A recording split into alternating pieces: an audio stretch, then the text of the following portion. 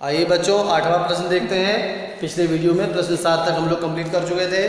8वें का पहला निम्न -20 से बड़े 4 ऋणात्मक पूर्णांक लिखिए। ठीक है बच्चों, देखिए जरा ध्यान से। अब जैसे संख्या रेखा अगर हम बनाते हैं बच्चों, तो मान लीजिए यहाँ पे कहीं -20 होगा। बढ़ता क्रम कैसे होता है बच्चों?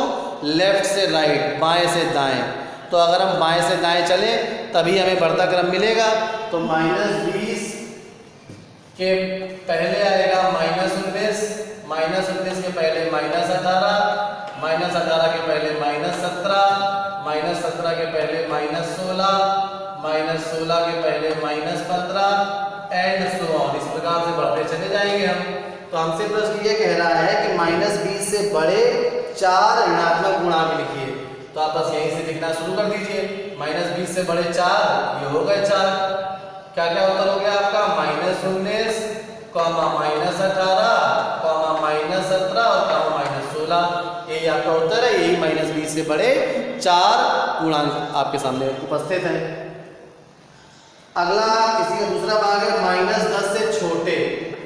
और अब कह रहा है कि -10 से छोटे 4 पूर्णांक लिखिए। तो बच्चों छोटे कैसे मिलते हैं हमें? छोटे प्राप्त करने के लिए हमें बाईं तरफ चलना पड़ेगा। तो -10 के बाईं ओर आएगा -11, फिर -12, -13, -14, -15 एंड सो ऑन। अनंत तक ये छोटे संख्या पूर्णांक हैं। प्रश्न कह रहा है कि -10 से छोटे 4 पूर्णांक लिख दीजिए। तो -10 से छोटे क्या होंगे बच्चों? ये यहाँ से यहाँ तक 4 होगा -10 से छोटे, क्योंकि -10 के हम बाईं ओर चल रहे हैं, लेफ्ट हैंड साइड चल रहे हैं, और लेफ्ट हैंड साइड चलने में घटता क्रम मिलता है। तो इसका उत्तर हमारा हो जाएगा -11, -12, -13 और -14। 8वां प्रश्न कंप्लीट हुआ आपका। 9वां प्रश्न देखिए क्या है। 9वां प्रश्न कह रहा है कि निम्नलिखित कथनों के लिए सत्य अथवा असत्य लिखिए, और यदि कथन असत्य है तो सत्य बनाइए। अरे वाह! पहला प्रश्न है संख्या -8 -10 के दाईं ओर स्थित है। तो देखते जरा, बनाते हैं। आपके लिए सलाह ये है कि आप चित्र बना लीजिए, तो आपके दिमाग में बिल्कुल फिगर क्लियर हो जाएगा। -8 और -10 को बनाना है बच्चों।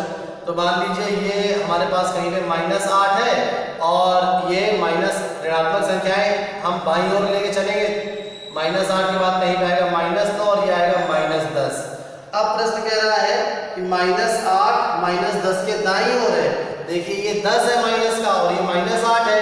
तो हाँ बच्चों, -8 जो है वो -10 के दाईं ओर तो ही है। तो पहला भाग हमारा हो गया सत्य। बी नंबर पे आते हैं। बी नंबर कह रहा है संख्या रेखा पर -100 -50 के दाईं ओर स्थित है। तो यहाँ पे कहीं पे बच्चों पहले पड़ेगा -50, फिर -51 -52 करते करते यहाँ पे कहीं पे आ जाएगा -100। अब प्रश्न कह रहा है कि -100 -50 के दाईं ओर स्थित है। नहीं बच्चों, -100 -50 के बाईं ओर स्थित है। तो ये कथन तो बच्चों हो गया असत्य, और आपको सत्य बना के लिखना भी है। तो आपको क्या करना है? पूरा कथन ऐसे लिखा दीजिएगा। संख्या रेखा पर -100 -50 के दाईं की जगह आप केवल कर दीजिएगा बाईं ओर। मतलब बाकी पूरा कथन ऐसे ही रहेगा, और दाईं के स्थान पर आप कर देंगे कि भाई ये बाईं ओर स्थित है, दाईं ओर स्थित नहीं है। या पलट भी सकते हैं दोनों को। कैसे पलट सकते हैं? 2 प्रकार से इसको सत्य करा जा सकता है। -100 के स्थान पर -50 लिख दीजिए, और -50 के स्थान पर -100। अर्थात क्या सही हो गया आएगा? संख्या रेखा पर -50 -100 के दाईं ओर स्थित है। ये ज्यादा अच्छा रहेगा, यही लिख लीजिएगा। अब सी नंबर पे आते हैं। सबसे छोटा ऋणात्मक पूर्णांक -1 है। चेक करते हैं जरा भाई, ऋणात्मक पूर्णांक -1। अरे -1 से छोटा -2 आ गया, -2 से छोटा -3। इस प्रकार से हम अनंत तक बढ़ते चले जाएंगे। इसका मतलब ये भी कथन बच्चों असत्य हो गया। सबसे छोटा पूर्णांक -1 नहीं है। तो यहाँ पर इस कथन का उत्तर तो हम लिखेंगे असत्य, और फिर कह रहा है सत्य करके लिखना है। तो सबसे छोटा पूर्णांक जहाँ -1 लिखा है वहां पे आप लिख देंगे अनंत है। हम काउंट नहीं कर सकते, सबसे छोटा पूर्णांक बच्चों -1 नहीं है, सबसे छोटा पूर्णांक अनंत है, तो अनंत हम उसमें लिख देंगे। तो चलिए आगे बढ़ते हैं डी नंबर पे। डी नंबर प्रश्न बच्चों क्या है, -26 पूर्णांक -25 से बड़ा है। संख्या रेखा जरा बनाते हैं। यहाँ पर बच्चों संख्या रेखा में आप ध्यान देंगे 0 के बाद आता है -1 के बाद -2, मतलब कहीं पे पड़ेगा -25 और उसके बाद आएगा -26।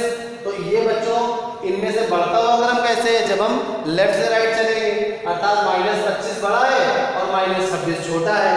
प्रश्न में क्या कह रहा है वो देखते हैं। -26 पूर्णांक -25 से बड़ा है, नहीं बच्चों ये असत्य है। -26 जो है वो -25 से बड़ा नहीं है, इसका उल्टा आप लिख देंगे कि -25 -26 से बड़ा है, तो ये कथन बच्चों सत्य बन जाएगा। चलिए नवा सवाल भी आपका कंप्लीट हो गया। अंतिम प्रश्न 10वें में आते हैं, ये प्रश्न वाली आपकी कंप्लीट हो जाएगी। एक संख्या रेखा खींचिए और निम्नलिखित प्रश्नों के उत्तर दीजिए। चलिए यदि हम -2 के दाईं ओर 4 कदम चले, तो एक संख्या रेखा बना लेते हैं, आप स्केल से बना लीजिएगा। ये -2 है, -2 के दाईं ओर चलना है, तो -2 के दाईं ओर मतलब बढ़ता क्रम। -2 के पहले -1 आएगा, फिर 0 आएगा, फिर 1 आएगा और फिर 2 आ जाएगा। तो 1 कदम, 2 कदम, 3 कदम, 4 कदम, हम कहाँ पहुँच गए बच्चों 2 पर। तो कह रहा है कि यदि हम -2 के दाईं ओर 4 कदम चले तो हम किस संख्या पर पहुंच जाएंगे, तो हम उत्तर लिखेंगे बच्चों 2 पर। हम किस संख्या पर पहुंच जाएंगे, हम 2 पर पहुंच जाएंगे। ये ए नंबर था। बी नंबर कह रहा है यदि हम 1 के बाईं ओर 5 कदम चले। अब 1 के बाईं ओर चलना है लेफ्ट हैंड साइड, मतलब घटता क्रम। यहाँ पे कहीं 1 रहा होगा, 1 के पहले 0 1 कदम, -1 2 कदम, -2 3 कदम, -3 4 कदम और -4 5 कदम। तो अब देखिए एक बार फिर से बता देते हैं। यदि हम 1 के बाईं ओर 5 कदम चले, एक ये है बाईं ओर मतलब घटता क्रम होगा, और 5 कदम चलने हैं भाई। 1 कदम चले, 2 कदम, 3 कदम, 4 कदम और फाइनली 5 कदम पे हम कहाँ पर पहुंचे हैं बच्चों, -4 पर। वैसे अच्छा ये रहता है कि आप ऋणात्मक दिशा में चले तो नीचे से चले। अब हम बता गए आपको तो कोई बात नहीं, आपको नीचे चलना चाहिए था तो और ठीक नोटिस होती, मगर ये भी ठीक है। तो आपका उत्तर आया -4 पर। आपका उत्तर क्या आ गया बच्चों, -4 पर हम पहुंच गए। आगे वाले प्रश्न करने के लिए थोड़ा सा बोर्ड इरेज कर लेते हैं, तो झुकना कम पड़ेगा हमें। देखते हैं चलिए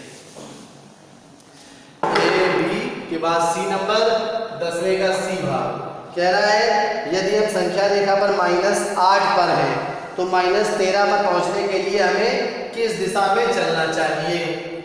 तो देखिए बच्चों यहाँ पर कहीं मान लीजिए -8 है, तो -8 के बाईं ओर आएगा -9, -10, -11, -12 और यहाँ पर आएगा -13।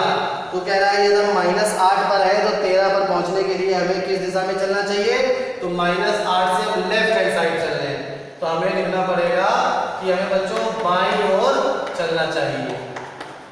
लेफ्ट हैंड साइड में, लेफ्ट साइड में चलना चाहिए, बाईं ओर चलना चाहिए, तब हम -13 पर पहुंच जाएंगे। अगर ये पूछता कितने कदम चलने चाहिए तो भी हम बता देते भाई 1 कदम, 2 कदम, 3 कदम, 4 कदम, 5 कदम। 0 पे थे, यहाँ से पहुंचे 1 2 3 4 5 कदम। काउंटिंग हमेशा 0 से स्टार्ट होती है। तो अब आगे बढ़ते हैं हम। यदि हम संख्या रेखा पर -6 पर हैं और -1 पर पहुंचने के लिए हमें किस दिशा में चलना होगा, तो देखिए ये तो आप खुद ही हमें लगा कर लेंगे, तब भी हम आपके लिए बता देते हैं। तो कह रहा है कि आप संख्या रेखा पर -6 पर हैं,